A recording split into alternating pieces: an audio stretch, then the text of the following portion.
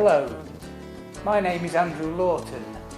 I am a furniture designer and maker. Today I have Jeremy Broon with me here in my workshop. He's got his camcorder with him and I've told him how I can cut a set of dovetails from ready prepared material in 15 minutes. So here we go. Let's get started.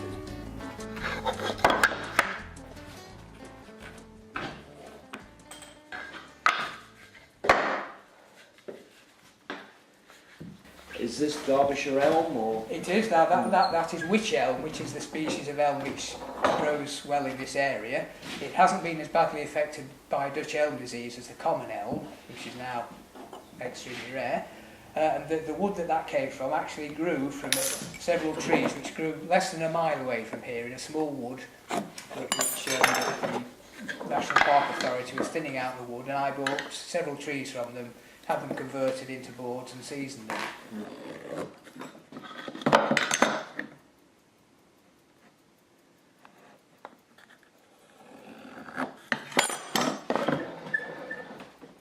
Well, Andrew certainly doesn't hang about.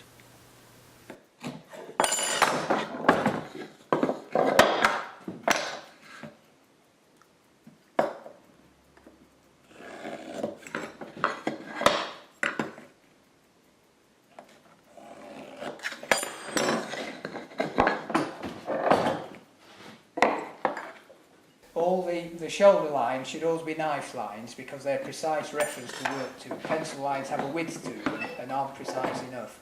However, when we make the joint, it's quite okay to mark out the tails with a pencil, provided we saw fairly accurately to them. But it's essential then to use the tail as a template for the pins and to transfer that with a knife or scalpel, so we got an accurate copy. And then to saw just in the waist. We must leave the line for the pins.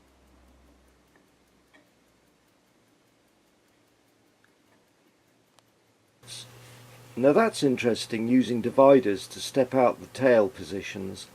The method I learned at Shoreditch College would be a little quicker, I reckon.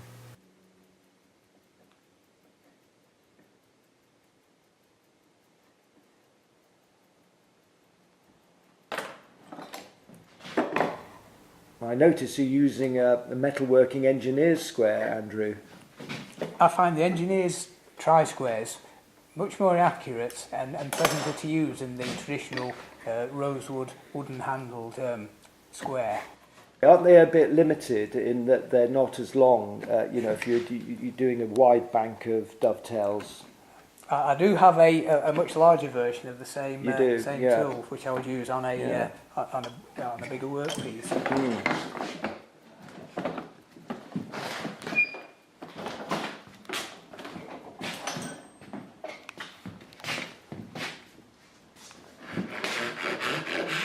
Well, this is certainly keeping me on my toes.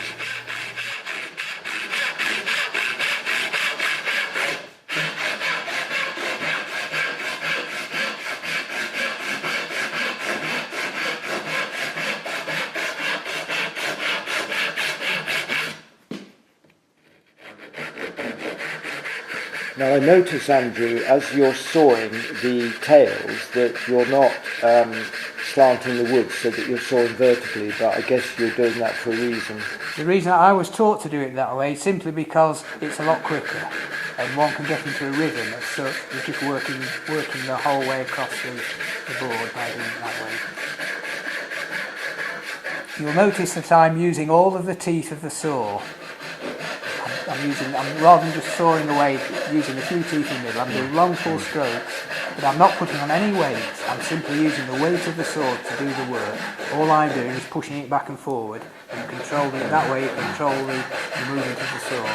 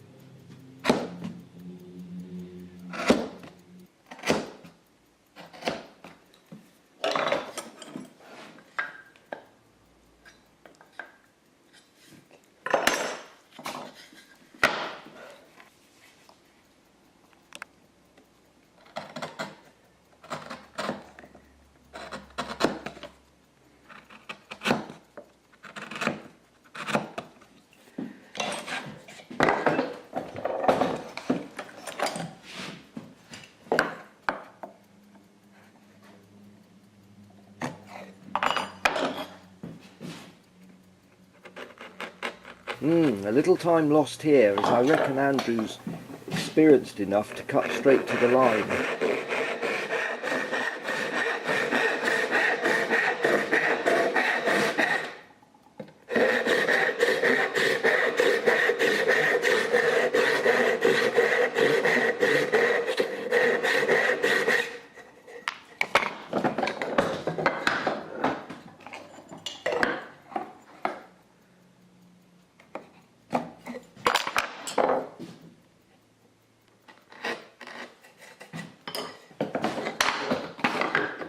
He's pretty quick.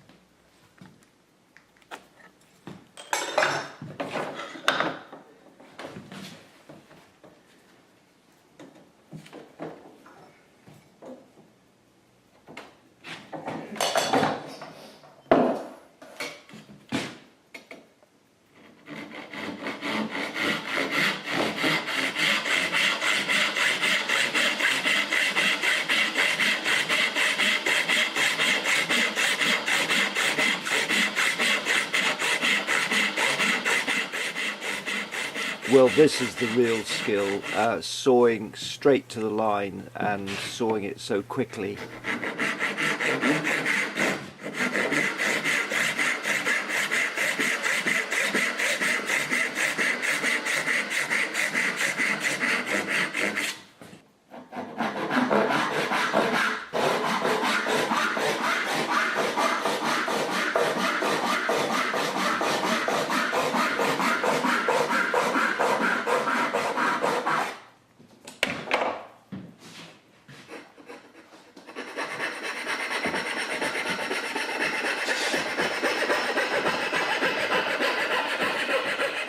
Well, Andrew, I'm impressed by the speed you're using this coping saw. I'm expecting this blade to snap at any moment. Well, it has been known.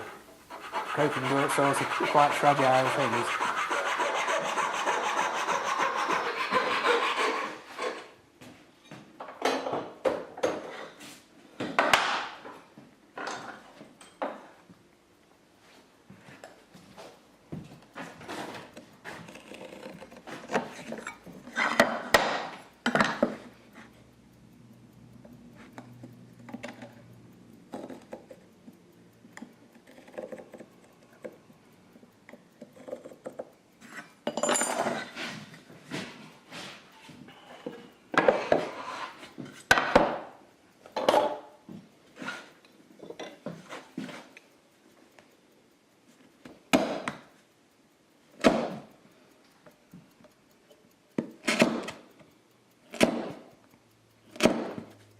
You'll notice that I'm starting off removing the waste with a very narrow chisel, and the reason I do that is because it's much easier to nibble away the wood with a narrow chisel, but it's harder to control. What I want to do is end up with an absolutely straight line on the shoulder line. So after I've removed the bulk of the waste, I'll then use a wider chisel to keep it dead flat.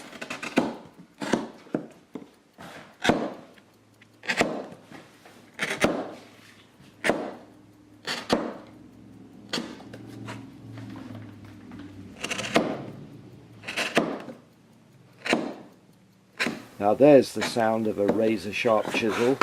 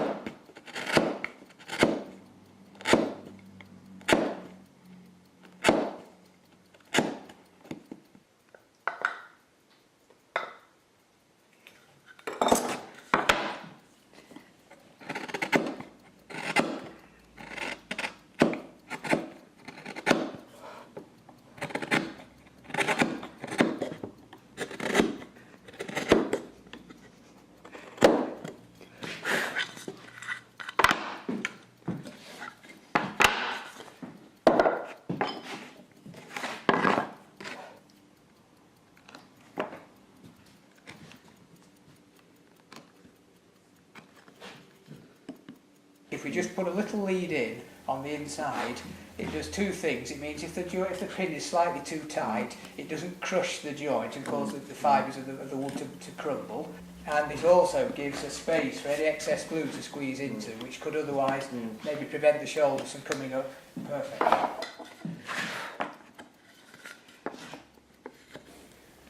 Well, we're at this moment of truth stage now, Andrew. What's going through your mind?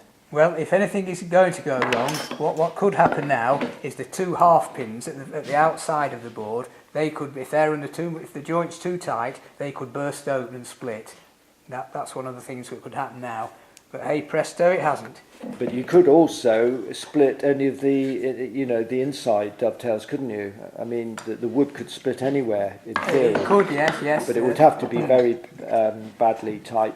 So it's all this crucial question of making it slightly oversized, but how far oversized, isn't it? And it can vary from timber to timber. For instance, if we were using extremely unforgiving wood, such as Wengi or Bubinga, there is absolutely no margin for error there. If the joint is slightly too tight, it won't go together.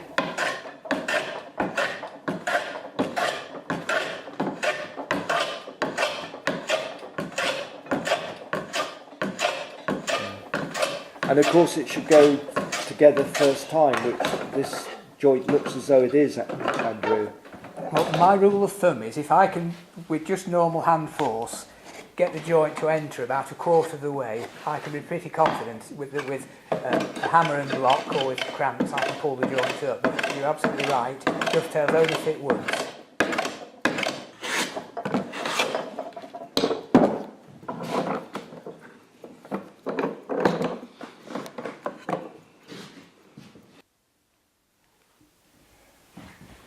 Well, pretty impressive, Andrew. You certainly did it in about 15 minutes, and considering you did that under the pressure of, being filmed, but also, the supreme expert on dovetails looking over your shoulder. Well, I have to say, if that was an actual piece of work, I would probably take a little bit more time over it.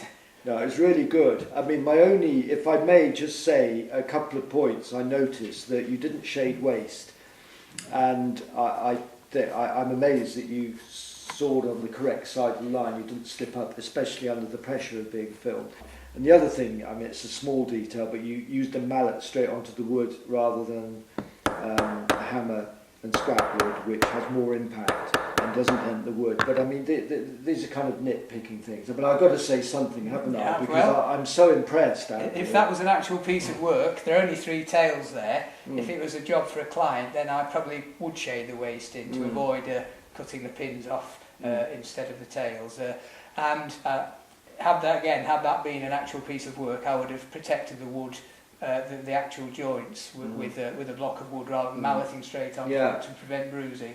But I was conscious that the clock was ticking away, so I wanted to whack it together. So where would you use a joint like this? A through dovetail like that has many applications. It's probably the strongest way that I know of joining two wide, thinnish boards together. So it's useful in all sorts of carcass work, boxes, the backs of drawers. Even sometimes we can make the drawer front with a through dovetail and make a decorative element of the ends of the tails. So it's a hugely useful joint in high quality furniture making. Great, well thank you very much for watching, and I think it demonstrates that you don't just need accuracy in this game, a little bit of speed helps as well. Don't know whether you've got anything to add to that? Well, yes, the important thing is get accurate first. Don't try and, it's not a race, don't try and be fast to begin with. The speed will come with practice. Yeah, get the accuracy first. Less haste, less speed, more haste. Something like that, yeah. Whatever. Okay, cut. That's what I was doing.